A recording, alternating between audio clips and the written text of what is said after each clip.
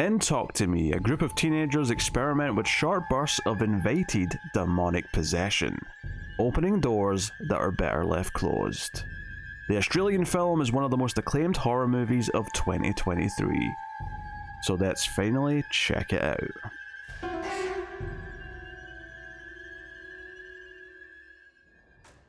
Welcome everyone to Screams After Midnight. I am Peter, and talking to me today is Tim. I let you in. Never. I mean, I was going to say never say that to me again, but especially never say it to me and then go, after it. Okay? There's some. I'm getting signals that I don't want to be getting. I'm receiving. I don't want it, okay? Welcome everyone. Take it up with HR. This is a horror movie podcast. We get together. We talk about horror movies. It's October. Doing a bunch of extra episodes. We're trying to hit some of the bigger movies that we haven't gotten to this year. Whilst Tim was on paternity leave. And one of the biggest, absolutely, was Talk to Me, which came out, I think, in July. It went public. Or wide, I mean. Had some festivals before that. And it got a lot of buzz. So that's what we're going to talk about today. We are going to start spoiler-free, of course, as we always do. And we'll give you a warning before we go into the spoilers. But Talk to Me is a story about a bunch of teenagers. It's an Australian film, and it's good day. Which actually is the perfect time to whip this old photo out of Tim hanging out with kangaroos. The audio listeners can't see this, but just know that Tim is with some kangaroos on the screen right now. Good times. Believe it or not, I did not set that up. I just noticed that when we came on that photo was still in my scene list from a long time ago, and I thought, oh, there's a kangaroo in this movie. This is perfect. I've got an excuse to whip out the Tim and kangaroo photo. Would you believe it that those kangaroos were fans of the show? That's why they crowded me. I would, yes. Kangaroos have good taste. I agree. It's about a teenager who goes to a party. There's basically like a TikTok trend of one of their, like, the local high school kids who has this hand, this sort of porcelain hand, that if you hold it and say "talk to me," you'll basically do like a seance style thing where you'll see a ghost or a spirit or a demon, whatever it may be. And there's rules to it, and they're kind of using it as just like a party gimmick more than anything else. But of course, it's a horror movie. It's going to have consequences, just like using a Ouija board in a Ouija movie. It's kind of that same basic broad idea. But we'll get into all the specifics as we go. That is the basic gist of Talk to Me. So I guess I'll just ask the question. I thought I was going to have to explain more than that, but I think we'll save everything else for spoilers. Sure. Tim. Yes. What did you think of Talk to Me? Oi, it was a bit of a blighter. I hope there's no Australians listening to this. They love it. They know they're messed up.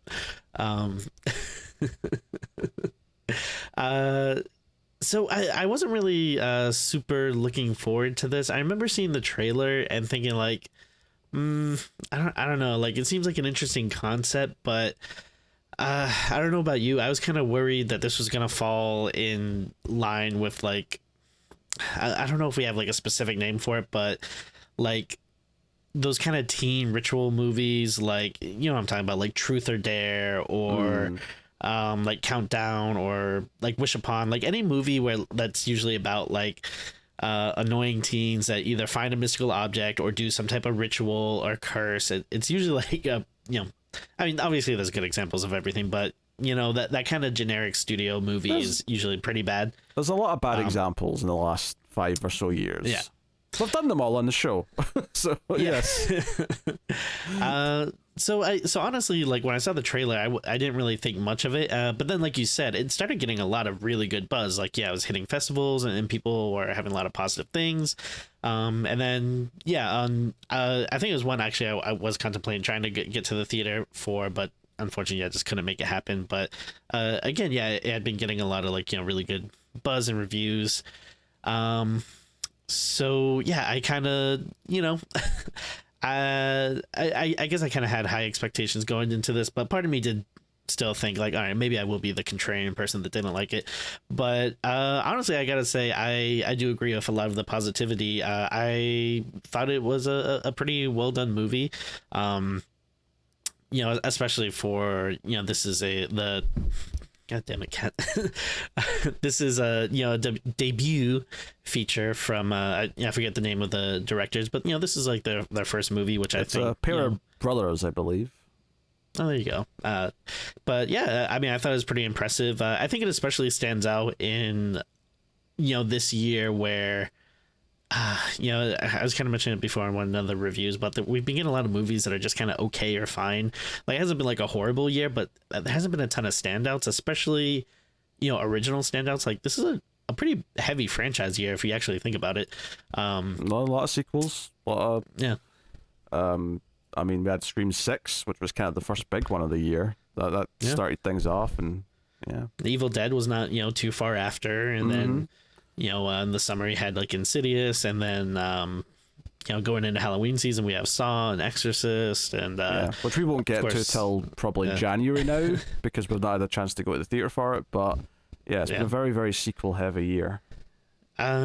So yeah, I thought this actually stood out. I really like the premise. Again, I think it's just a very interesting idea. The whole thing with the hand, I like that it has rules to it.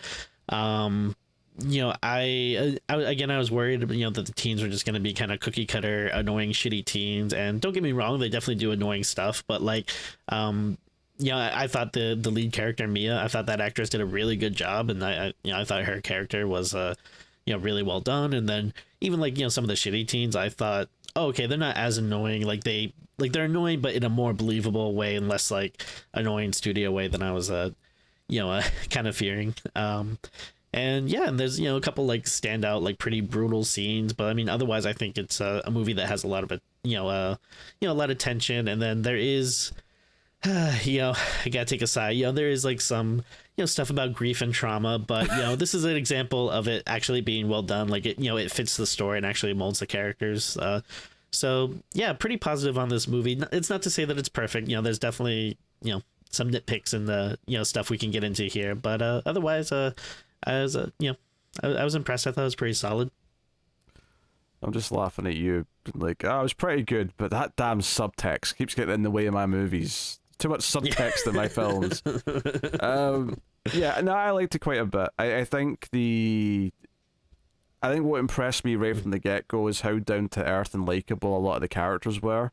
Like, immediately Mia and her friend Jade and Jade's little brother Riley, like, they all bounced off each. Even Jade and Riley's mum, like, she was like a likable character. Oh, yeah. She had this kind of running thing early on where it was basically like she just kind of knew what teenagers were up to and just accused them of it in a very direct way that was actually quite endearing and funny.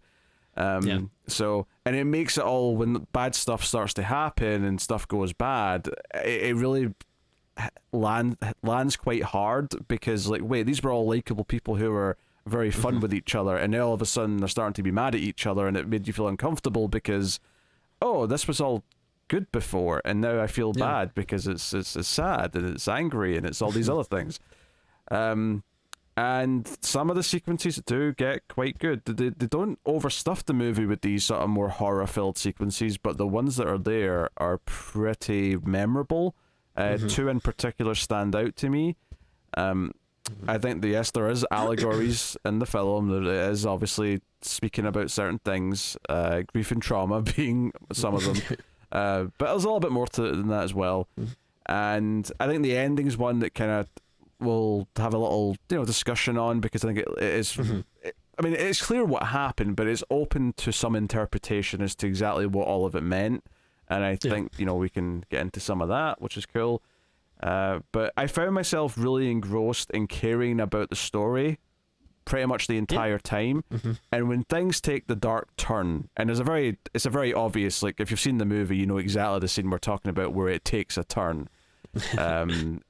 I think from that point on, there was always this like heavy tension and heavy like you feel kind of suffocated by the mood that the movie's given you, and it feels so strong, I think, because it does such a good job setting up all the characters before that point, where all of it kind of works in a way that, yeah, it still does things that certain other supernatural, cursed movies do, but this is just a good example of, like, if you make the characters engaging, you make me care about what's going on, then, and obviously there's also just film the spooky stuff well and have it be fun and in the moment itself, but if you care about what's going on, like, that carries so much of the weight. And I do actually think it's very well directed. I think it's got a really good, strong balance between like the emotional stuff, the heart of the film, and then also the scary stuff. It's actually very impressive for a pair of brothers who, as I understand it, had only done YouTube shorts before this. So YouTubers.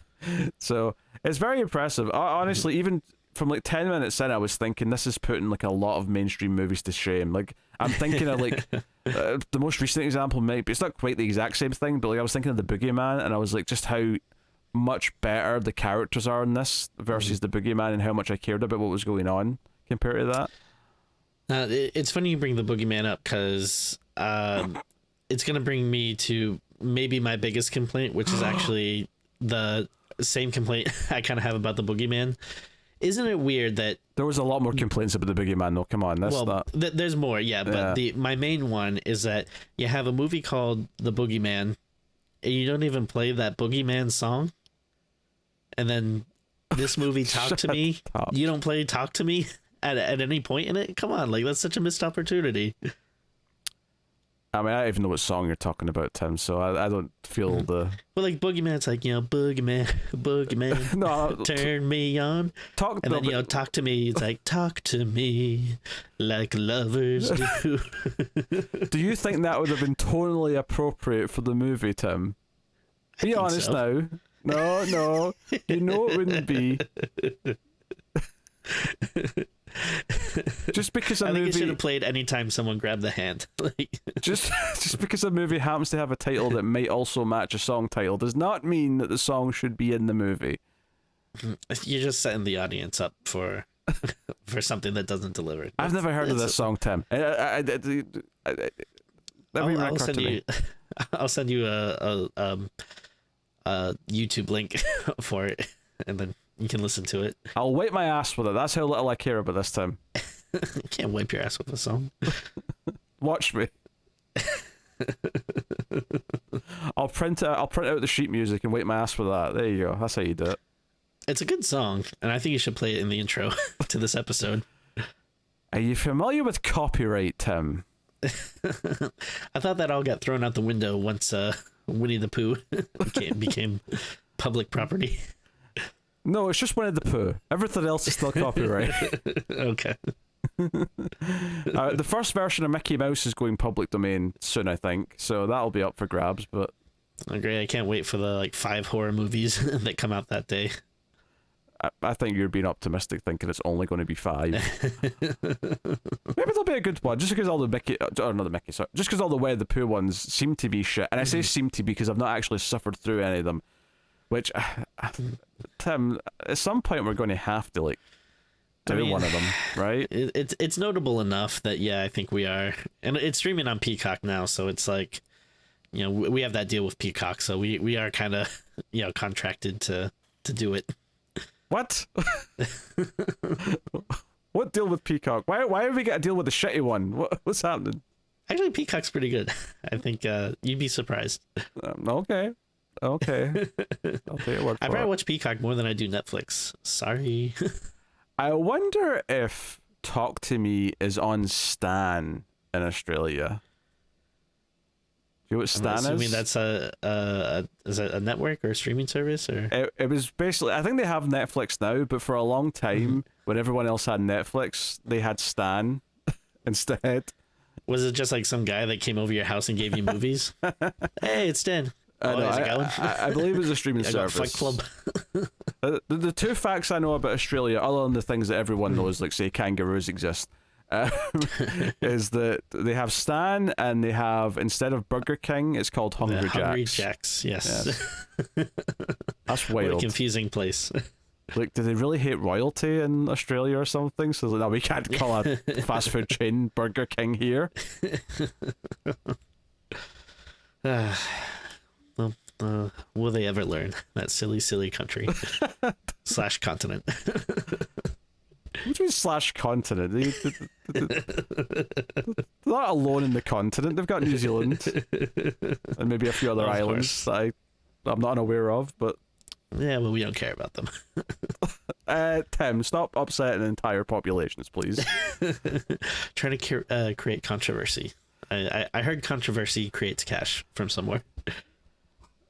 I mean, we can try, I suppose. What do you think of? No, I'm not going to bring up an example. I was just going to say, what do you think about some controversial topic? I'm not going to do it. Some people might think some of the scores we give out are controversial sometimes. I don't know. Some of yours maybe.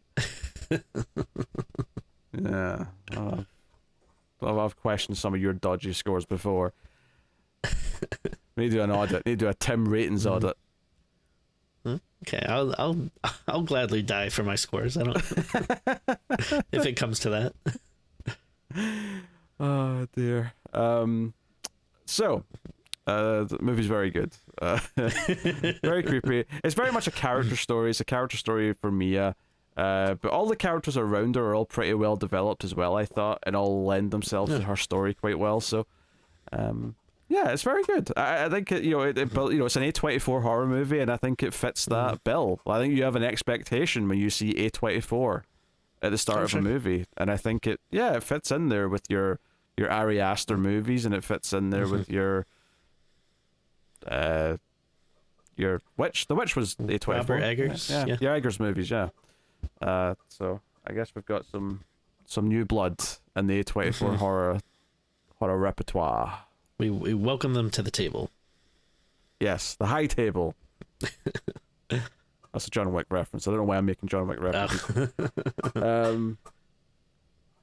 Yes. So maybe we should just go into spoilers then, because I feel like we're kind of dancing around everything. Because like a lot happens, and I don't want to talk about any of it until spoilers. So that's fair. Yeah, I mean, I guess if anyone's listening and hasn't watched it yet, what are you doing? Go down and watch it. It's we already told you it's quite good, and some surprising stuff happens. So you don't want to be spoiled about that, do you? Come on, treat yourself. Shovel out that $5.99 and just give it a little rin. Tim, just like coming back and hearing how you're killing time until I return to the command center. I'm telling people they should watch the movie. You need to learn how to vamp, Tim. You need to vamp with some panache. I have too many bad memories of vamping gone wrong that I can't go back to that life. Why did I get the feeling that you're ignoring the context and the meaning that I'm using for the word vamp, and you're just thinking about sucking blood out of people's necks? Hey, we all do crazy things in college. Okay. All right. I did watch the first Buffy the Vampire movie today, so I gotta... Buffy the Vampire? Not Slayer, just Buffy the Vampire? That's a very different film. Yeah, it was the Australian version. It's a little different. Oh dear. Audience, just be glad that I can't even pretend to do an Australian accent, because I probably would be whipping it out if I could, but I can't. So it's staying caged. If I didn't do it during Wolf Creek all those years ago, I'm not going to do it now. Better than Wolf Creek. Bold stance, but yes, I will agree that. You know what? Australian horror movie I did enjoy that I think I watched for the first time a few months ago was Road Games. I thought that was a pretty good one. Road Games? Yeah, I think it's called Road Games. I feel like I've seen this. I'm just struggling to remember what it is. It's with what's her face? Jamie Lee Curtis. And, and Stacey Keach. Yeah, it's Rear Window, but in a truck on the road. Yeah. Mm-hmm. Oh, that's great. That's a great little movie. Is that Australian?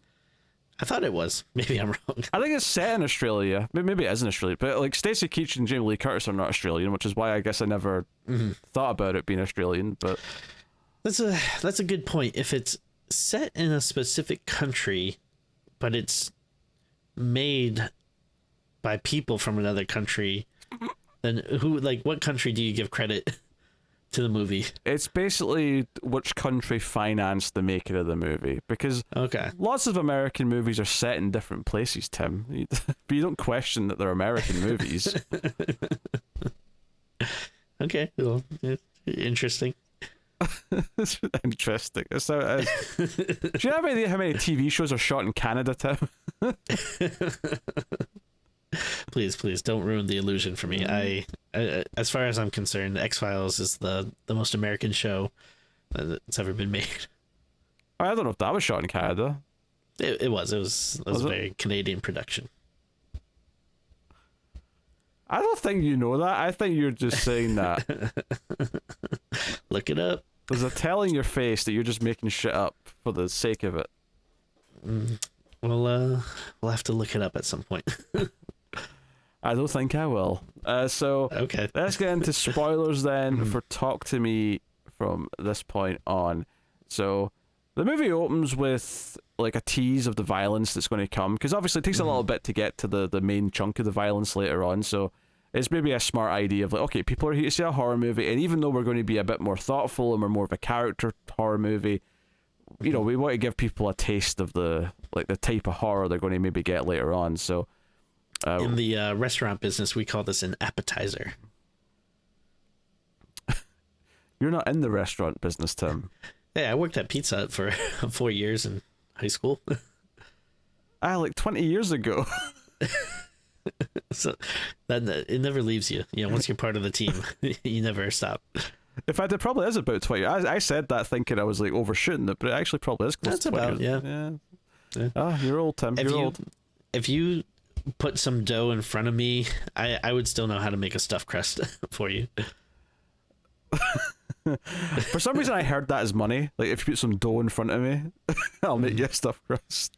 Oh yeah, I mean that's what I meant. I'm not going to do it for free. No, what was I saying? Oh yeah, so the opening scene.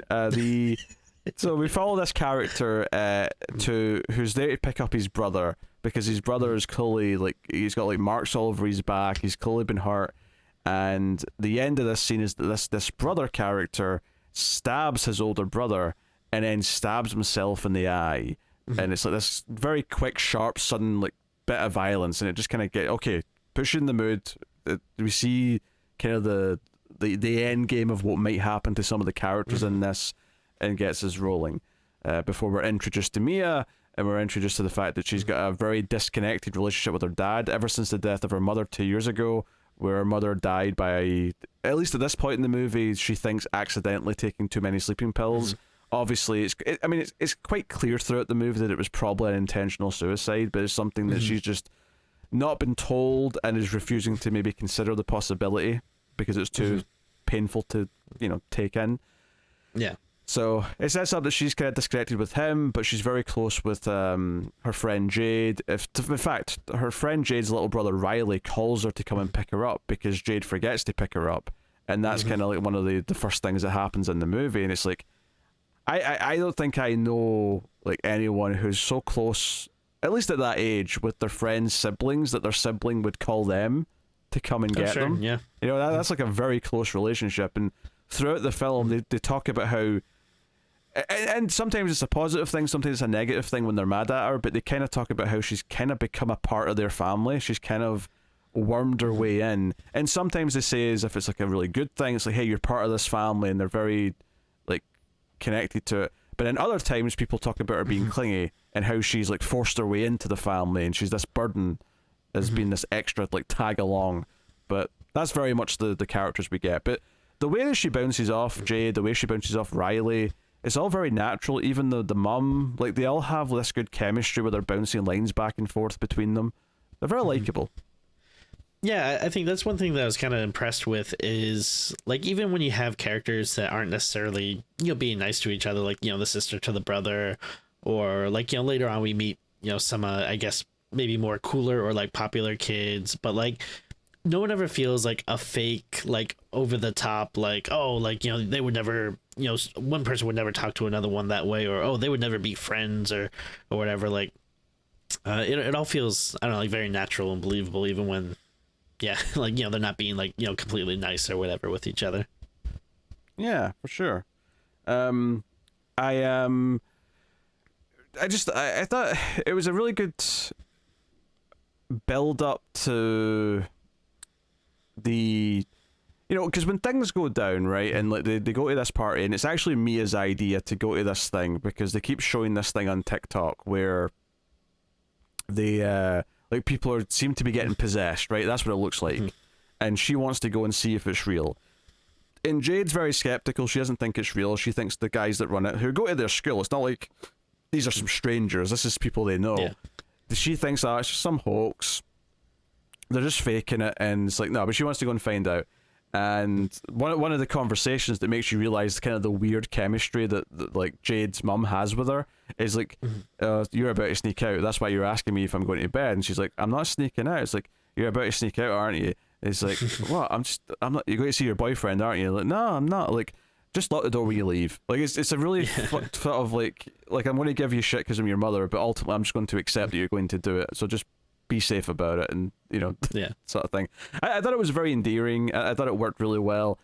But when they go to the party and you get this context for like people don't seem to like Mia, the main character, that much. Like the other characters there kind of talk about her like, hey, why did you bring her? She's this clingy person who's kind of weird. She's very different to everyone else. They also establish a history with her and Jade's boyfriend, Daniel. They say that, well, they're kind of just joking around, and she's joking about like stealing Daniel away from her. But they have a history where they held hands once, so she refers to him as her ex-boyfriend, but that's not really, doesn't really seem to be true. It's just kind of what it is. Yeah. But it also establishes that Daniel and Jade's relationship's kind of strained because it's not really progressed anywhere. They've been together for like months and they've still not kissed, never mind anything else. So, it introduces all this stuff very naturally. It all comes out quite just comfortably in the scene. So, but anyway, they're at this like sort of gathering. It's not it's a party, but it's not like a huge party. And it's like, okay. And did you mention that the little brother is tagging along too? And the little brother comes along. He wants to come.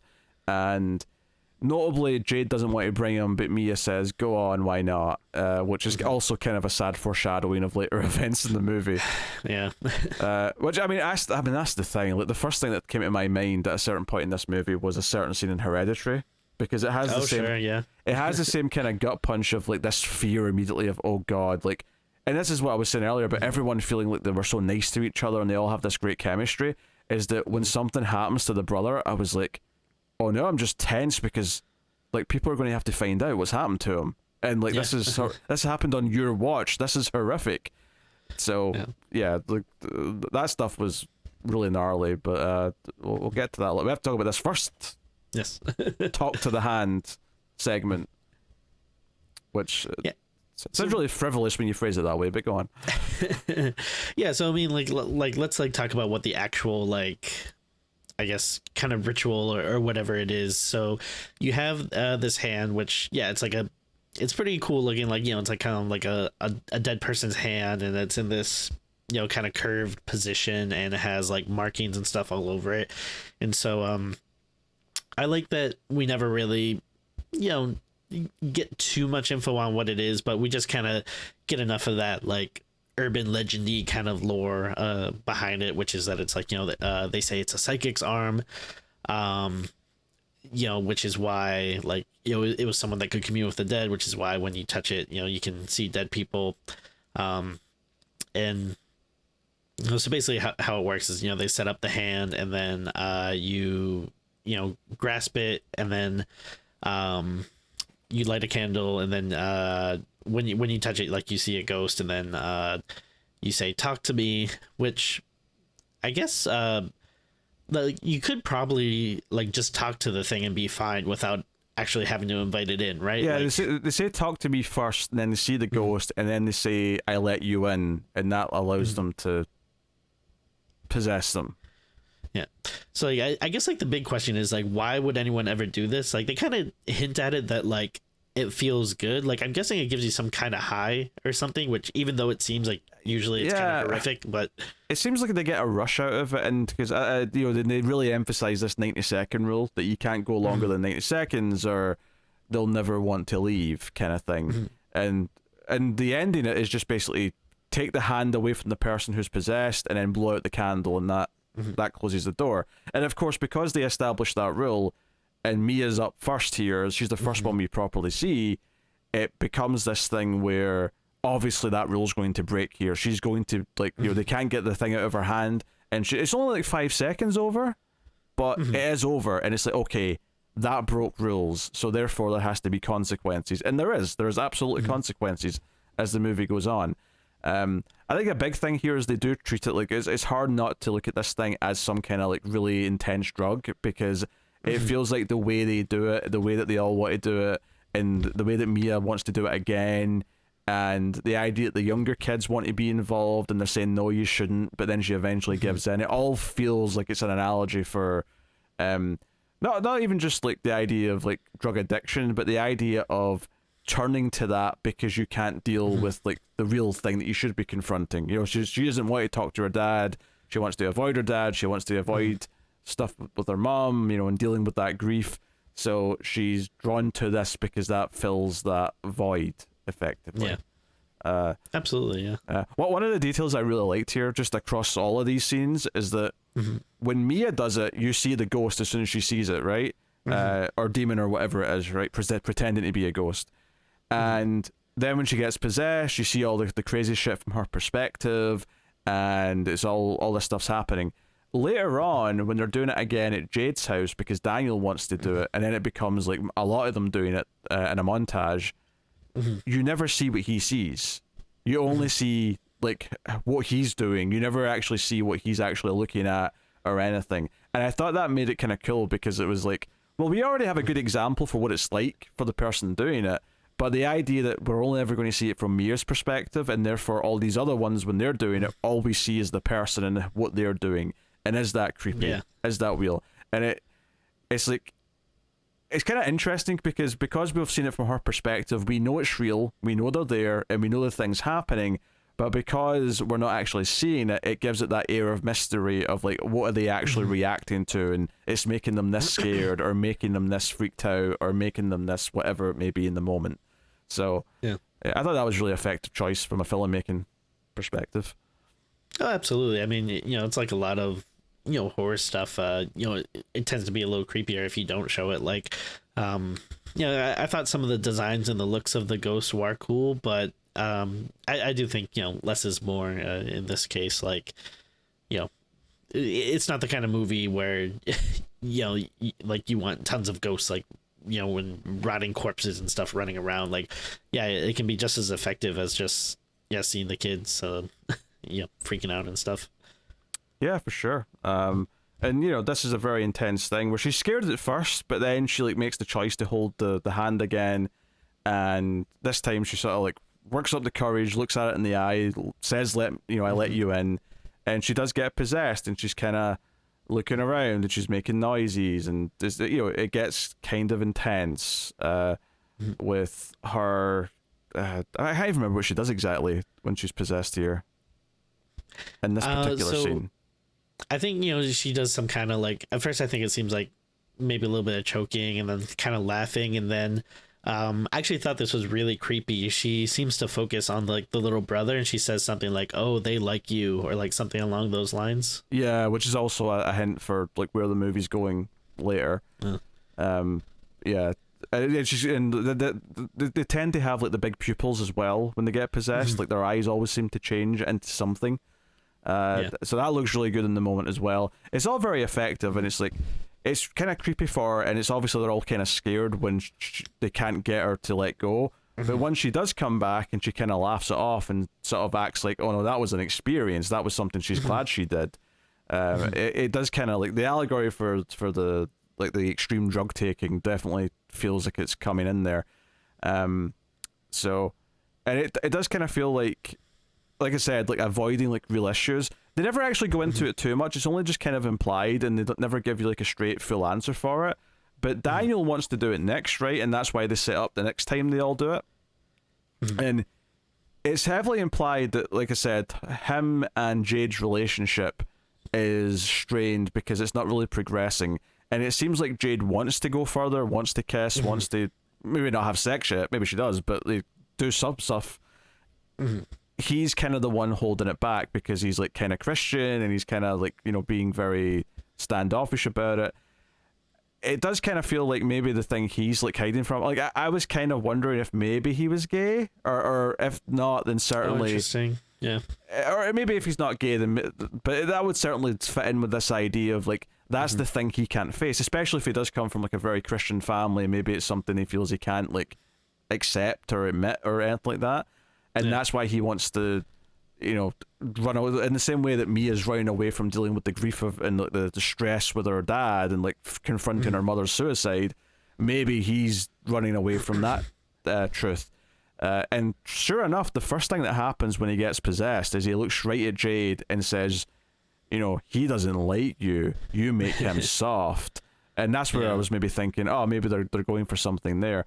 That said, though, there is like maybe a little bit of chemistry with him and Mia later on, so maybe that's not the case. You know, I might just be reading into it too much there. Maybe it's just that he doesn't really.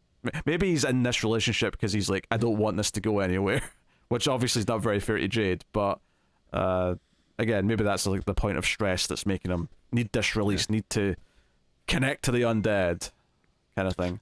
Also, you know, it's very possible that the the dead people are just messing with him or with her. Absolutely. You know? I do kind of feel bad like for what happens to him next with like the dog and stuff, because I'm like, oh man, that like just thinking about how embarrassing that would be as a high schooler, like like especially if people are taking, you know, videos and stuff with their phone, like it'd be hard to live down. Oh, for sure. Yeah, because that's the thing, they're recording all of these, and his one is particularly like bad. Like obviously there's the bit at the start where he talks to Jade, but then he like starts, it sounds like he's masturbating. He's not touching himself because they always tie them to the chair because they get, you know, violent or dangerous. So he starts like just sort of moaning like he's having an orgasm, and then he like sort of the chair falls over to the side, and he basically starts humping the floor and making orgasm noises. And then Jade's dog walks up and starts licking his face, and he starts licking the dog. So he basically starts making out with the dog. Like that's basically what he's doing. Like it was definitely kind of an uncomfortable scene, but I gotta admit I was relieved because I was expecting, you know, him to do something bad with the dog, like he was gonna snap its neck or throw it against the wall. Like all right, he just made out with it. I guess. I guess that's better than killing it or something. And the dog started it, so in a sense it was consensual. That's true. If anything, it was him that was not consenting. It was the demon in the body that was doing the consenting. Yeah, it's quite disgusting. And I was like, oh man, the actor committed to this, because he just had to do this. He had to just sort of lick the dog's tongue, and I can't imagine that was pleasant. So. Ugh. Fair play. But obviously once he like wakes up and he's like not possessed anymore, he's like begging for them to delete the video, because it's like, you know, this is super embarrassing. This is just going to be humiliating. And it's at this point where you're thinking, why would anyone else want to do this now? Like, if this is the sort of thing that you might do, like why would you? But I guess that kind of stands in for someone who's on like an extreme drug, is like, what are you going to act like? Are you going to do something embarrassing, or is it not, you know, like that kind of ties in with that. So that's all good. So we get like a montage of them all just doing it, and it feels like they're making light of it. It does feel like they're all just taking turns taking a drug, effectively, by taking turns getting possessed, and they're having fun with it. And ultimately, like the Riley, the little brother, wants to do it, right? So does his friend, who's also there at this point. And like Jade's like, no way, you're not doing it, end of story. Like she's being the responsible big sister, and she's saying, no, under no circumstance are you doing this. And she's like, you're not even like 18 yet, how can you boss me around? And she's like, you're not even 15 yet, you're not doing this. And then Jade leaves to go do something, and Riley turns to me and says, please, can I do it? And I'm like, okay, the two things that were sprang to my mind here, right, is one, obviously that awful feeling like, oh no, she's going to say yes, she's going to give in and let him do it, and it's not her choice to make. She's not the person who's responsible for him, and that is going to really, really feel bad, right, when this goes wrong. But secondly, it does show just how much of like a family member she feels like to him, because he's asking her permission. Like that tells you a lot about how close she is with this family. We sort of glossed over a couple things before this scene that we should probably mention, is that after the first time he was quite freaked out and scared, and he wanted to like spend the night in his sister's room, and she said no. And Mia happened to be spending the night sleeping in the living room, so he comes in there and says, hey, can I like hang out with you because I'm freaked out? And she says sure, and they sort of like talk to each other a little bit and like bond, and she talks about her mum's death a bit. And it's just basically it's setting up kind of like the thing. And even before this, like when they're driving home, we didn't mention this scene either. They encounter an injured kangaroo on the road, and it's crying out in pain. And they sort of come to this conclusion: we should probably put it out of its misery. It's too hurt to be saved, and it's just in pain. Maybe we should put it out of its misery. And their method for doing that is going to be to just run over it, run over the head. And kill it. But Mia can't go through with it, and she just drives off, and he's like, wait, we can't leave it like that though, can we? And she's like, oh, someone else will come, like there'll be another car soon, it won't take too long. And it kind of moves on from there. Obviously this all comes back up later. Like what this scene sets up is the idea of putting something out of its misery when it's in too much pain. This is used kind of as almost like a false lesson from the ghosts or the demons later on. But I'm mentioning all this though because Riley and Mia's relationship is well established by this point in the movie. Like, we've seen them hang out, we've seen them sleep in the fold out bed next to each other. Not in a creepy way, like it's all it all feels fine. Yeah, it feels very like family, not so it's all very well established, so your heart's kind of sinking. Like this is probably, I was enjoying the movie up until this point because the characters felt so real and so down to earth and so likable for the most part, other than the shitty ones who were meant to be a bit shitty, but they felt real shitty as opposed to, like you said earlier, like movie shitty.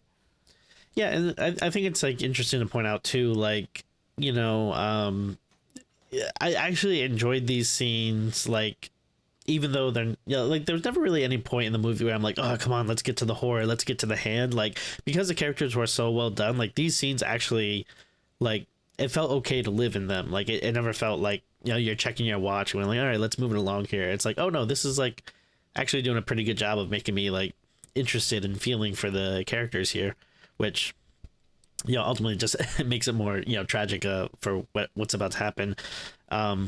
Also, I don't know if you were thinking this too, but since like the first with Mia's first round with a hand or whatever, since she ends up going a little bit over, like at every point in the pretty much every scene with her from that point on in the movie, I kept wondering like, okay, is she possessed now since like they went over, or like is there something that's going to be messing with her? The scene where she's sleeping next to Riley, there's like a moment just before the end of the scene where like a hand comes down and touches Riley, like a demonic hand. And I was kind of thinking like the reason why it was even able to do that is because there's like a connection to this world through her because she went over in time. So yeah, I was thinking like I was already thinking that she was going to be seeing things, and she does, like later on she sees stuff in her bedroom and things that are separate when she's not using the hand. And I think it's because there's still just a connection between her and this world, or the ghost that she's contacted, because she went over the time limit. She went over the 90 seconds, like you said. It's interesting though, because it's not like, it doesn't ever really become like a full-on possession movie. Like it's not like she's all of a sudden like this walking ghost or whatever. But it makes me wonder though, like to jump back to the scene where we're at the party and Riley is asking her to go up, like it kind of makes me wonder if maybe she had more of a clear head or something, if that hadn't happened with her previously, if she would maybe be a little more responsible and be like, no, I don't think you should, or if maybe her little lack of responsibility is, I don't know, maybe her being a little touched by the ghost or something. I don't know. I see what you're saying. I think I like it more though if this is just her mistake. Like if this is just her giving in. You know, Yeah. I think that's a little bit more powerful to me. Because, I mean, again, like the start of the driving scene, before they get to the kangaroo, they're having a great time. They're singing to a song in the car together, and like they're clearly good friends. Like there is very much a family bond between them. So it's good stuff. And you know, even like between their mum and Mia, like she like hugs her and like you know she talks about you know it being the anniversary of her mother's death and all that stuff, and like she's bonding with her. She's clearly close to all the family members. Which, again, is why this feels so bad, because I'm like, oh my god, the mum is going to hate you after this. Like, oh my god, the sister's probably going to hate you too, but the mum is going to hate you. Well, it's like you're saying before, how, you know, she kind of, it feels like a bad version of saying it, but like, you know, warmed her way into the family, but like, you know, like, that's actually like a good thing when things are going well, because it's like, hey, we love you, you're part of the family. But then if something happens like what's about to happen and it goes bad, then it's like she's just going to utterly despise you and like not even be able to look at you, and it's just gonna make it, you know, hurt that much worse. Yeah, she's suddenly the outsider because she made a mistake. It's a pretty big mistake, don't get me wrong. This is pretty up there in the level of mistakes. So, but it's hard not to imagine this is like, you know, handing a kid like some crystal meth or something, you know, and seeing what happens. Well, yeah, I mean, I feel like, you know, or not even like something as extreme as like, it could just be like you're at a party with, you know, a younger sibling and they want to try a beer for the first time. Yeah, just alcohol even, you know, like, yeah, like, and then, and then they're drunk and they run with scissors and what happens? You know, exactly, yeah. Yeah, it's very much that, because you know, his way of talking her down is like, hey, what if it's just 50 seconds for me? But of course, when he goes under and he starts, you know, talking, and this is, I'm going to say it's pretending immediately, because I never believe it's really her mum. Like, I think it is it's just the demons just trying to like mess with her and get her to control her and do what they want, kind of thing. Actually, I was gonna say something, but then I was like, well, I guess I was gonna say, I kind of wonder if any of these are actual people, or if they are, because they feel more like demony than like actual people. Yeah. But then I guess the ending kind of makes us assume the ending, and there's only one like ghost, if you will, in the whole movie that I think might be a real person. And it's quite late on as well, and we'll talk about that there. But yeah, otherwise I think they're all demons, or if they are actual ghosts, then they're ghosts that have been so messed up since they died that they've can make sense too. They've went corrupt and they're just as demented as any of the demons are. But you know, when he goes under, he starts talking as if he's Mia's dead mum, and Mia starts asking questions, and she gets really emotional. And the 50 seconds hits, and she's like, no, I'm talking to my mom. Don't you dare wake him up. And she wants to keep talking to him. And because she keeps talking to him and it goes over the 90 seconds, then things get really bad. Then Riley starts banging his own head into the table, like viciously, to the point where there's blood flowing out of his forehead, and you know, it's running down his face. It's a really brutal moment. And then it looks like he's trying to like take out his own eyeball with his hand. He's just going like this. Like, holy shit! That, like really made me like, tense up. Yeah, that was really bad. And this was where I'm like, oh, this is like that. I mean, I won't spoil it just in case you've not seen Hereditary, but it's like that scene in Hereditary where all of a sudden things have just went very, very bad in a way that I didn't predict. I didn't think it to go to 11 like this immediately, and it worked really well because of that, I think.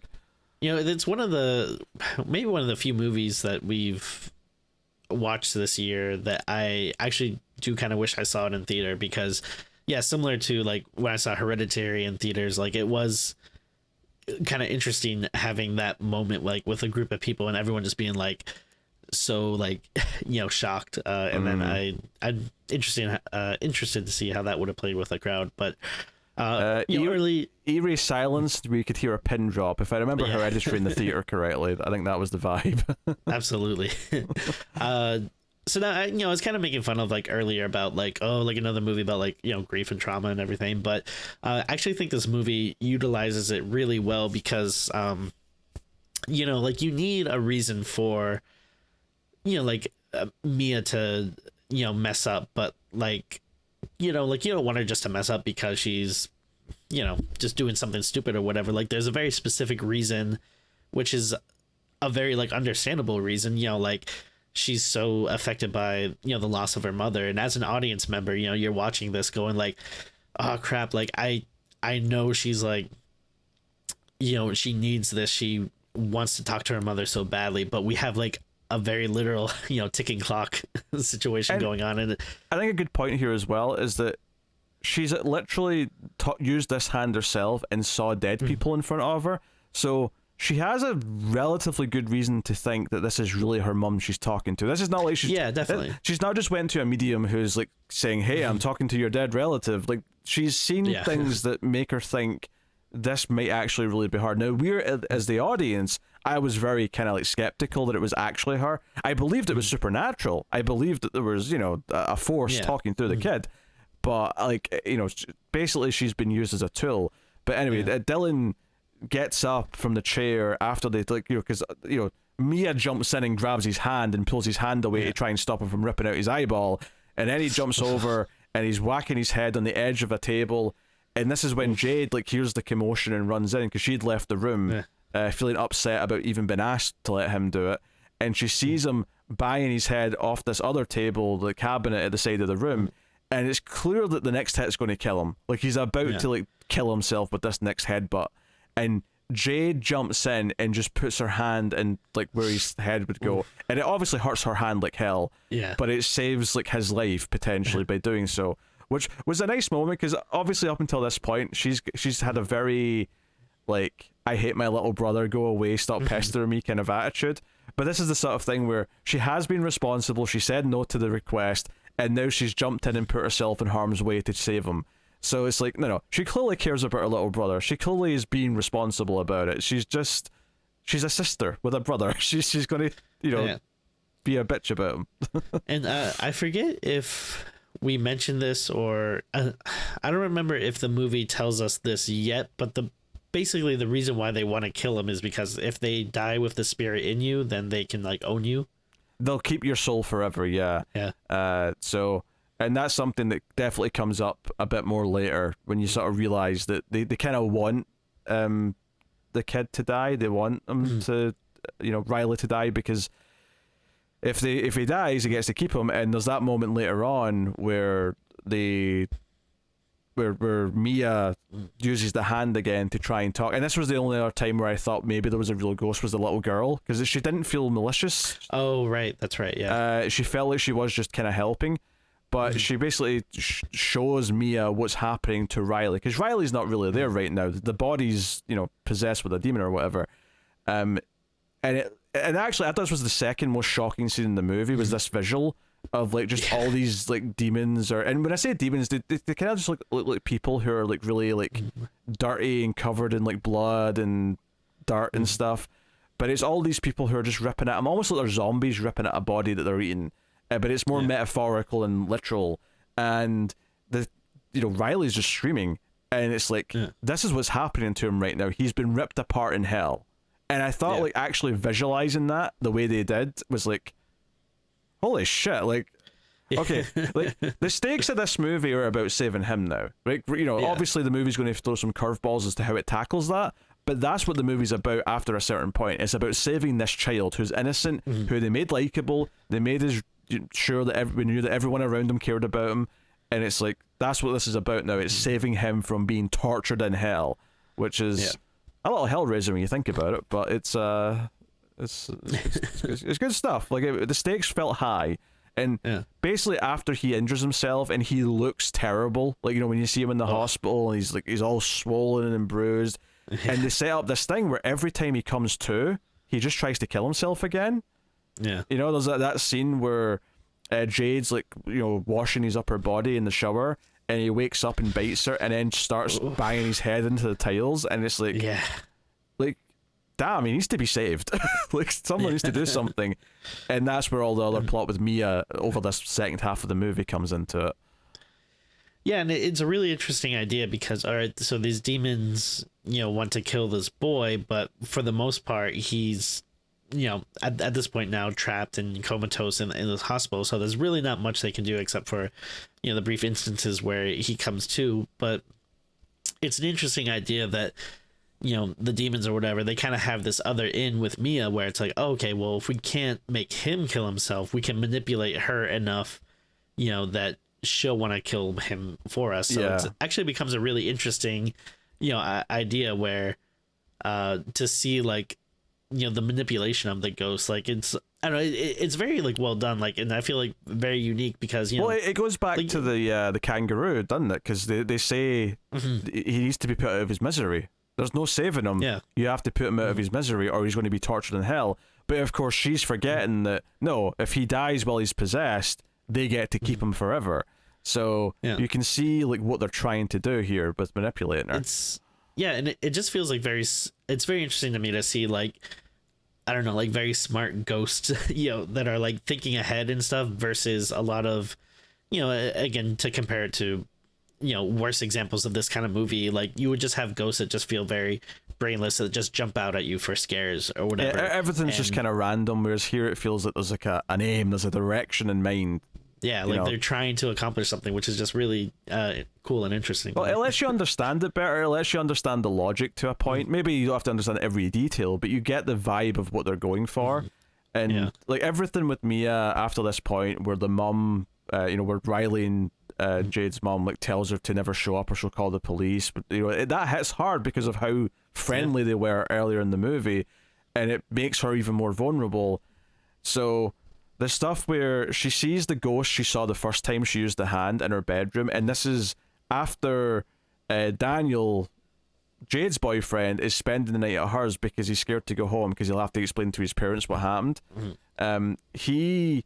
So they're doing the tops and tails sleeping arrangement in the bed, and I thought this was a great little subtle thing. Is like, see when you're like next to someone you kind of like, and you want to like just initiate touch, but like an innocent way. So you just sort of like make sure your leg kind of just touches the side of their leg, right? You just make sure there's some contact being made to see how the person, well, in this case he's asleep, but I mean again, she's literally just touching her toe next to his like, his like head or whatever it is. Yeah. But it felt very natural to me because it brought me back to being a teenager and sitting next to someone in the movie theater you kind of like, and you're like, oh, I'm just going to like just reach my arm out just a little bit, just so there's a little bit of contact, just so see how they feel about it, But then of course she sees the ghost of the first one she saw when she did the hand thing, and it's a really great shot where this ghost comes out of the corner and starts crawling towards the bed. And then the ghost starts sucking on Daniel's toes, but then when Daniel wakes up and we see what really happening, and I think you can predict this, that it's just going to be her sucking his toes, but it's still a hell of a visual, and naturally, he's pretty freaked out. Yeah. He's like, what the hell, Mia? You're sucking my toes. So... I actually kind of thought, like... excuse me, like... this is, I wouldn't say this is the most intense part of the movie, but it might be the most creepiest for me. Like again, it's just really well directed, like seeing the ghost slowly come out of the shadows, and there's something that's like kind of scary about like you were saying, like you kind of get the sense that it's gonna be Mia that's sucking her toes, but at the same time there's like this helplessness because she's yelling at Daniel to wake up, but she can't do anything because like she's kind of like disembodied or whatever, so it's very well done, creepy scene. And I appreciate after this point when it's like, okay, because the ghost appearing to be her mum kind of appears around here as well, and tells her that Riley needs help, right? And and that's maybe to convince the audience that maybe this is the real mum because she's telling her to save Riley. But then of course it turns out to be, no, you're going to save Riley by killing him. So like obviously but after that, like they all meet up together, like the kids meet up again, along with the two that had the hand, the ones that were the two asshats who were perpetrating all this, and they all sort of talk about, okay, where did the hand come from? What can we do about it?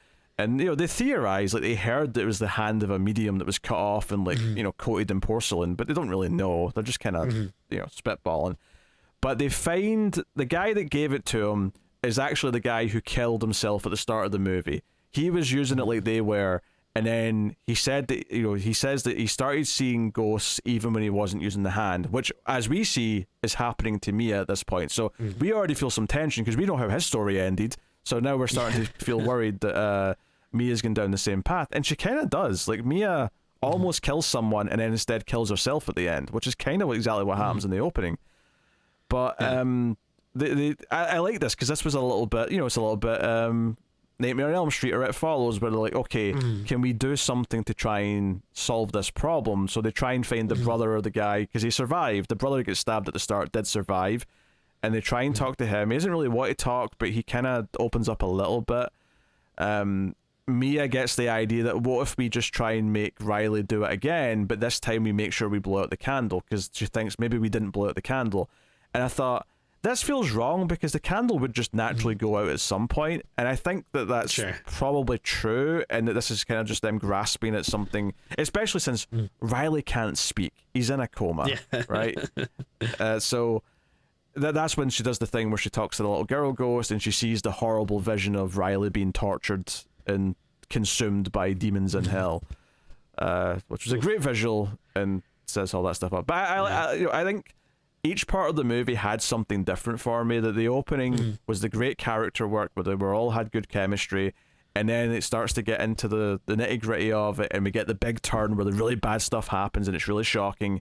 And then you've got this part where the characters are being proactive about trying to solve it, and then you get to the last chunk of the movie, which is the real heady stuff where she's properly being manipulated and you think she might actually kill the kid. And that's where the tension comes from in the last 20 minutes or 15 minutes or whatever. Really good stuff. And I think it's the brother character that basically tells them, like, listen, like, all you have to do is give it time. Like, each time the demons appear, like, they get weaker and weaker, and eventually they'll just leave. Like, that's basically the solution for the brother. Like, which, if you want to you fit it in with an addiction or drug narrative or whatever, even grief, time over time. You get better, right? But obviously her grief is reignited because her dad actually opens up and reads the suicide letter to her, and it's quite quickly after that she sees a demon pretending to be her father attacking her, and she's fighting back, and then when the real dad comes in and she swings the scissors at him, she stabs her real dad in the neck with the scissors.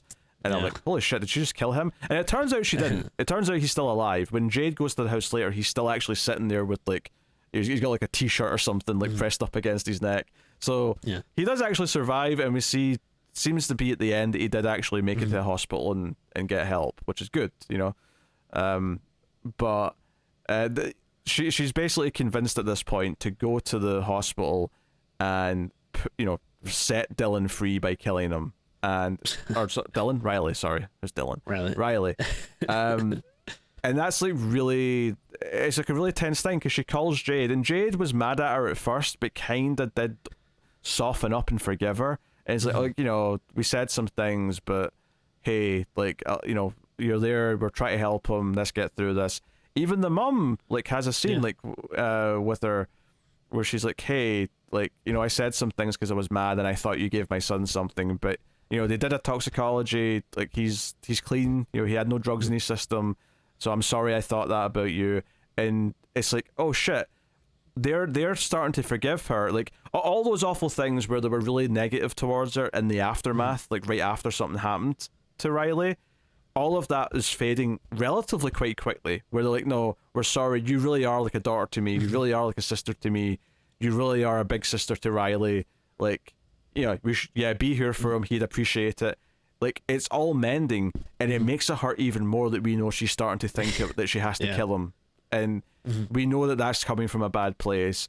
So when she tricks Jade by calling her and telling her to go to her house, and then it reveals that she's already at the hospital, that Mia's already at the hospital, basically she gets Jade out the way so that Riley's unprotected, and then goes in to see him, and that's when she runs into the mother, and the mother's nice to her. The mother apologizes for speaking so mean to her and being so harsh. It's very good. It's like, because you feel, it makes you feel even worse about what she's there to do, and then she pulls out the scissors that she's got in her back pocket and she's going to kill him, and it's real nail biting stuff. Yeah, it's very. I mean, this really feels like a tragedy because you, like you're saying, like the character work at the beginning is very strong, so you really come to like this character, and again, I think I don't know if this actress has done much else, but I thought she was terrific. Like did a really good job. So like again, it just helps make it very endearing to the character. So then by the time all this stuff starts going down, it is just like watching a Greek tragedy or something where it's just like they're making every single like bad mistake that they could make, and as an audience, like you're just like, no, like don't do this, please. Yeah, I think one of the effective things is that what I was saying there about how all these relationships were healing, all these things that seemed like they were broken after Riley's like incident, it felt like they were never going to mend, but they are starting to mend, and that goes into the whole over time the ghost stop showing up, over time the grief will dissipate and the things will mend. I think the fact that even with Jade, like after the whole toe sucking thing, and like they have to bring that up because it's like, hey, she was doing this weird thing because she was possessed, and of course Jade gets a little freaked out. It's like, what do you mean you were sleeping next to her? Like, she gets and she thinks that they cheated on her, that she thinks that they had sex. But even after that, she starts to trust Mia again, and it's like even after all this shit that gets thrown to them, it seems like those relationships will mend. So it feels like there's a tangible like future and good relationships that Mia will have with these people if she doesn't succumb to what's happening. But the sad thing is, and maybe part of the tragedy, is that she ends up killing herself to save Riley. But that also means that she's killed herself, and the grief has won. The grief has led to another suicide. Even though in the context of the movie, she's doing it for kind of a good reason, because she's basically given herself up so that Riley won't, be stuck in hell. And now she's actually stuck as a ghost, being the one who's being let in and talking to the people holding the hand.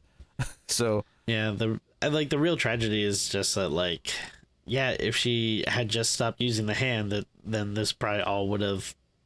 She would have stopped seeing the ghosts eventually and stuff, but because she is so hung up on her grief and the possibility of seeing her mother, like she can't stop. Is it after the dad confess? No, it must have been right before that. There's the scene where she brings the hand out and uses it without anyone else around, which, by the way, really bad idea because there's no one to take you out of it. And she she basically just lets her ghost mother hug her, and it's like, and obviously I'm thinking that's not really her, so this is really creepy. But you've got that scene, and it feels like at that point, obviously the 90-second rule there definitely just was shattered. Like it never. I mean, obviously she let go of the hand at some point, but it never went away. She never blew out the candle. That was it. Like she's completely taken at this point, and that's the really sad thing. If you go with the metaphor of grief and like the trauma and like, is that it's a point of no return where she's let it in so much that there's no way she can actually overcome it now, and that's kind of what what the 90-second. I think I read someone put it as the 90-second rule is like, okay, grief's something you have to go through, it's something you have to face, but you can't hold on to it forever. You have to let it go, and that's kind of what the 90-second rule represents, is that you have to let it go. So she's not letting it go. She's going in the deep end.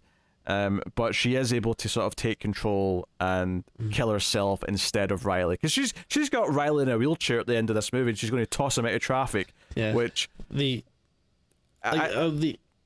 sorry, that's all right. I was just going to joke and say I kind of wanted to see it, but the other thing I was going to say is, to me it did feel maybe like a little bit of a, I mean, I could be wrong about this, but it did seem to me like a little bit of a stretch that it seemed like very easily able to like just get her out of this, out of the hospital bed, and then basically just kind of like leave without, anyone really noticing or anything. Sure. That's fair. I mean, whatever. It's not like a huge, thing that ruins much of the movie or anything. I think at that point you just like that'll just get in the way of telling the story. So we're not going to explain how she does it. We're just she's outside. She's got him in a wheelchair, and I love Jade's running after and screaming for her to stop. Kind of thing. Yeah, I really love how how they show like the ending to like, yeah, you have obviously it's very tense at this point, you know, it's like, oh, is Jade gonna make it, is she gonna save him in time, is she gonna throw him in traffic? And then I love kind of, yeah, the way they decide to show it where, yeah, she's like kind of standing in front of traffic, and then it just cuts to like this shot from inside this random car with these people that you have no idea who they are, and they're driving, and all of a sudden like this body, you know, falls into the road. Yeah. And it's like, and then you see Jade standing in the road, but she looks all injured, like she's got like scrapes all down her face. And I think quite quickly the audience probably do realize that, hey, this is her walking around as a ghost now. She's dead.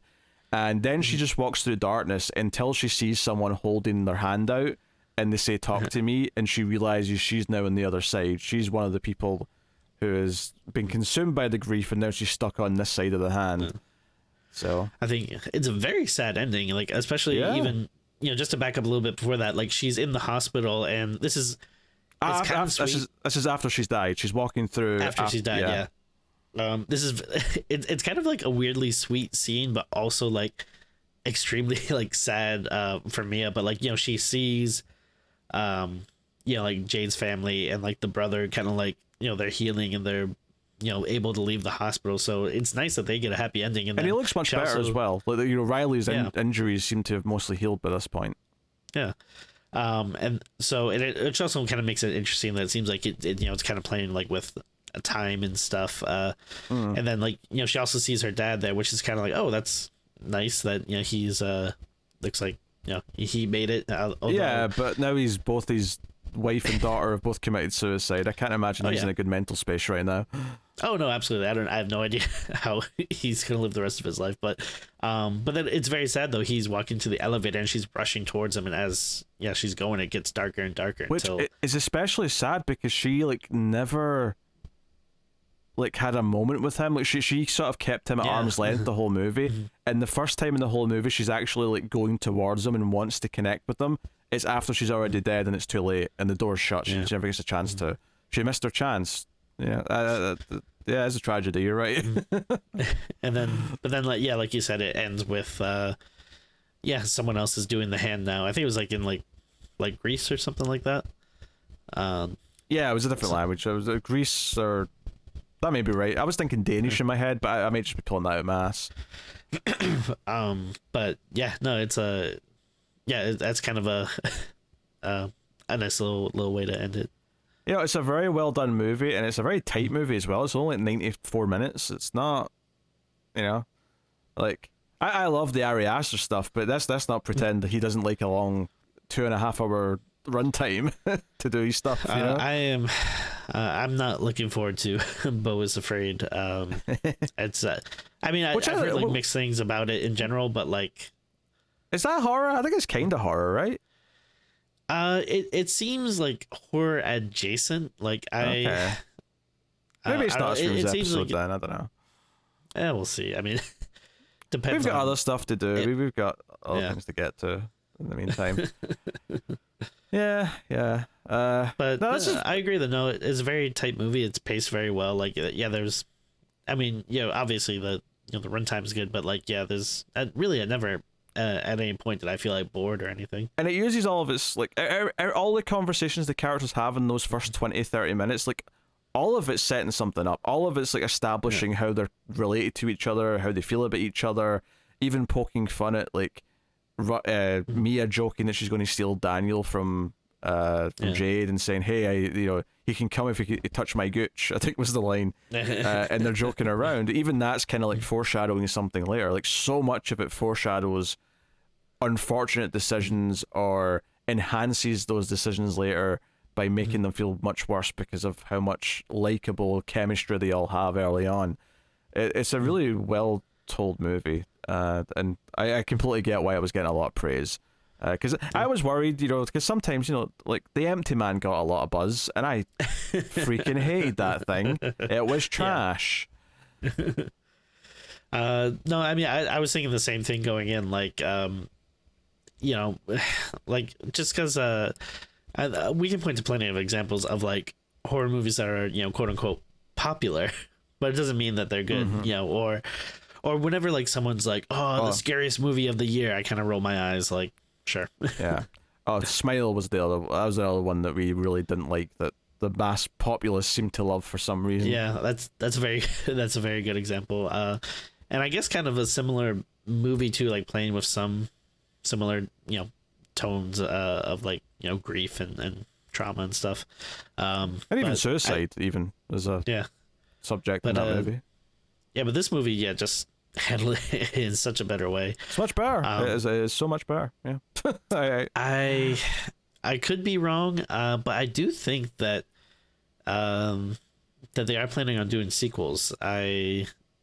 I might be, maybe I'm misremembering that, but I thought I heard something that like, oh, the movie did so good that, because I think they're making a big deal about it, because like, oh, like A24 doesn't have like a franchise of its own really, so it's like this was kind of its first. I've got the info here. A24 confirmed Talk to Me will be getting a sequel on August 8th, 2023. As in, that's when they announced it. Not obviously the movie didn't come out then. So yeah, it's getting a sequel.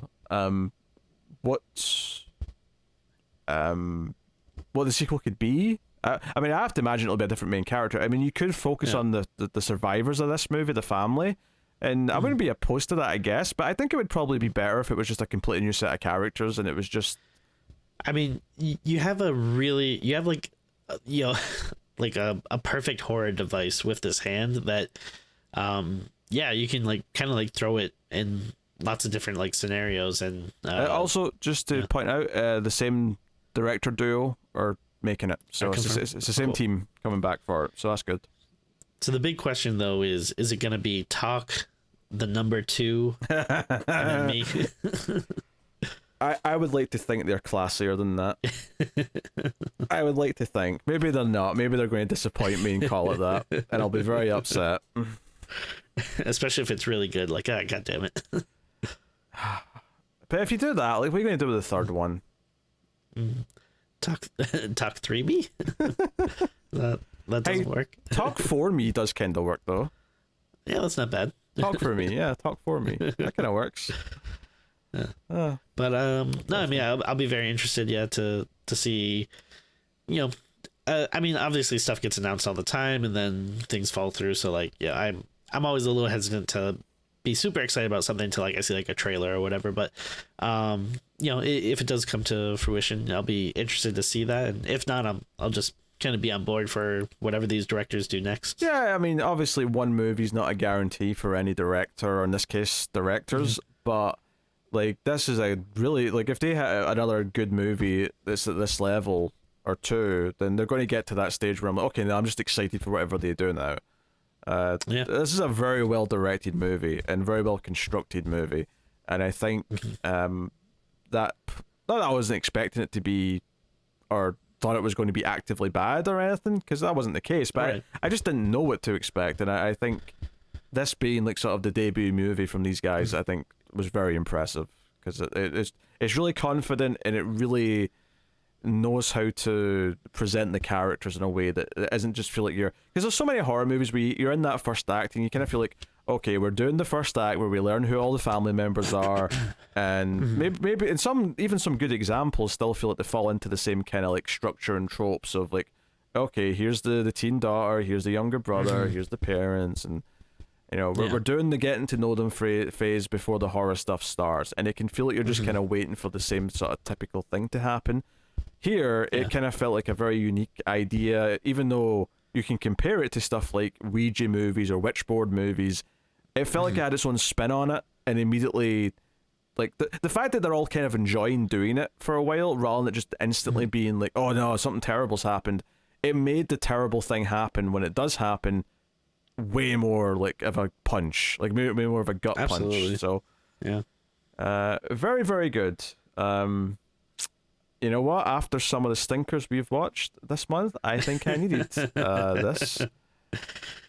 No, I mean, again, I feel like, I mean, it'll be interesting, if we do a best of the year or whatever, because, I've been trying to think of like all the stuff that's come out, and again, like there's been very few that's like really wowed me or impressed me. Like, we definitely will. I think we'll probably not do it till like probably March again, just so we can spend January, February like crossing off all the other movies we should see from this year.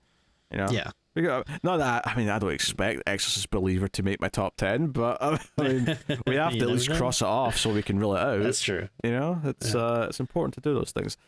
So, but yeah, no, I think it really stands out in what's been kind of a at least so far for me, like a mostly mediocre year. I don't know. Evil Dead Rise was good. Scream 6 was a decent sequel.